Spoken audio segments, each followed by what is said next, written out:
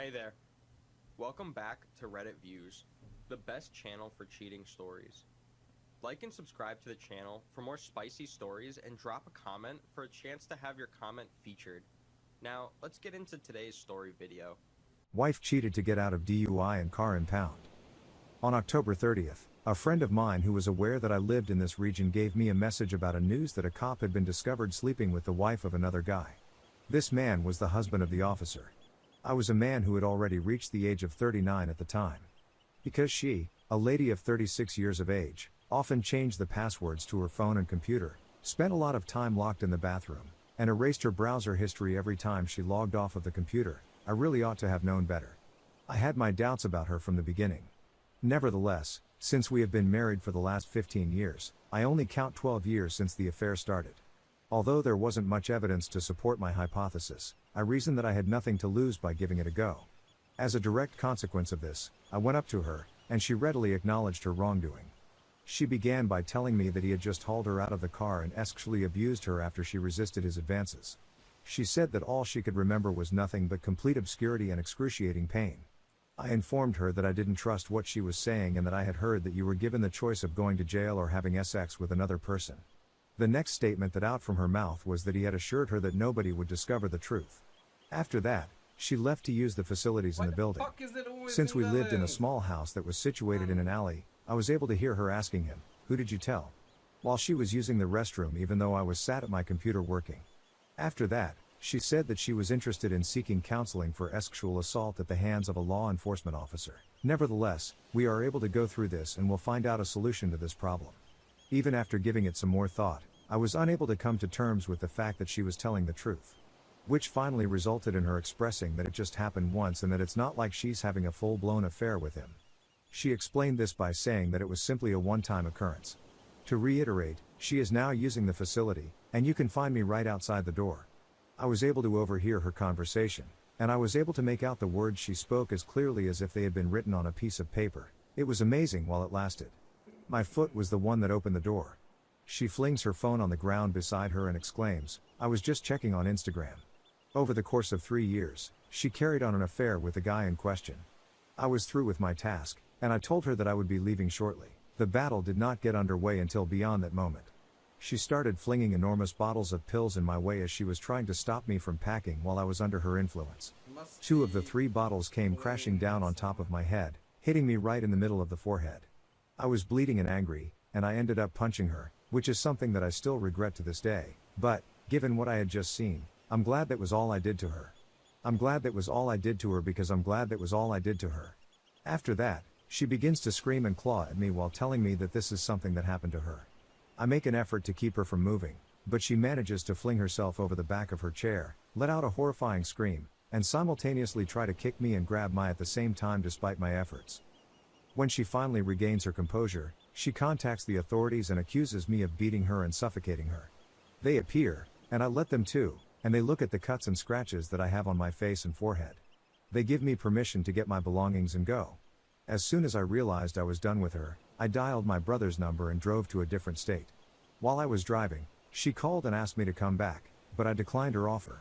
She made a call to the police on the 31st of October, but she didn't submit a protection order until the 3rd of November, after she had determined that I would not be returning. On November 7th, after exhausting all possible avenues to identify the individual in question and coming up empty-handed, I contacted the local police station for assistance. They received my story but asked for a name. I told them I didn't have one and didn't see how I could provide one given that I wasn't with her when she was stopped and didn't participate in their affair, nor was I there when she said, "Yes, screw my wife." The only thing they did was phone her, at which point she categorically denied that anything had taken place, and then they had a detective speak to the male police. Did they anticipate that he would put up his hand and confess to doing it? No viewing of body cameras to see whether she was riding with him or doing anything else related to that.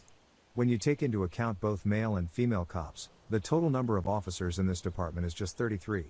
Therefore, nothing was accomplished, but such is life with the cops. Regarding the protection order, the 11th of November was the day I was required to appear in court and argue my position. The court did not award her one but instead merely allowed the emergency one to continue even after the divorce was finalized. The question then becomes who will be responsible for paying the fees. Due to the fact that we did not have a lot of money, I was forced to look for work in my new state. I am crossing my fingers that I will be able to finalize the divorce before the holidays. I lost a brother because of this since he is a former police officer.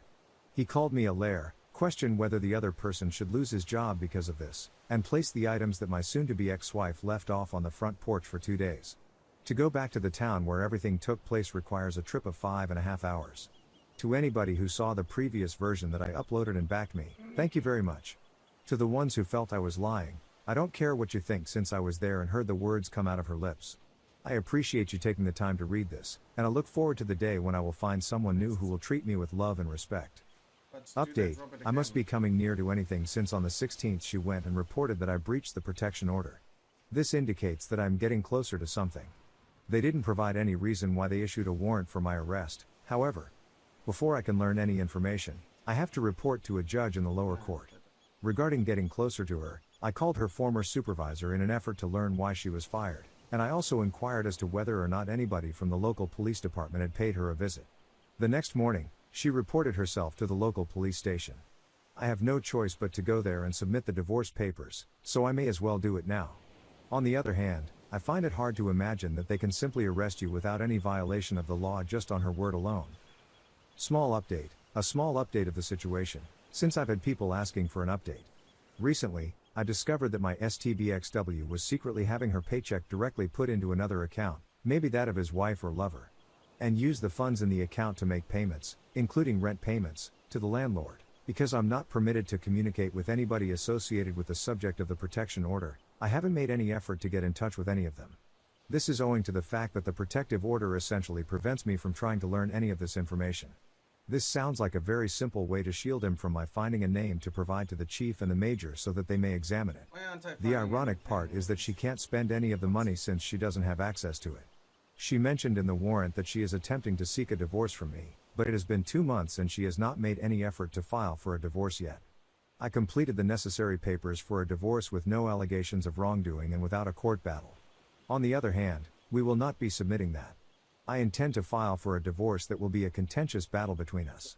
Therefore, I should have a name very soon. Regarding the arrest warrant, I will have to go in front of a court in order to post bond. I am going to explain everything to him or her and tell them that I have been looking into our finances and attempting to discover a name for the major and the chief so that they can continue their inquiry. It will be some time before I provide another update since I need to save up enough money to hire a competent divorce attorney to examine the finances, despite the fact that I am aware of where to seek and whom to contact. Please be patient with me, I won't forget to send an update whenever I have more information to share. I'd want to express my gratitude to everyone who has followed me on this adventure and to those who have offered me words of wisdom and encouragement. Quite destroyed myself.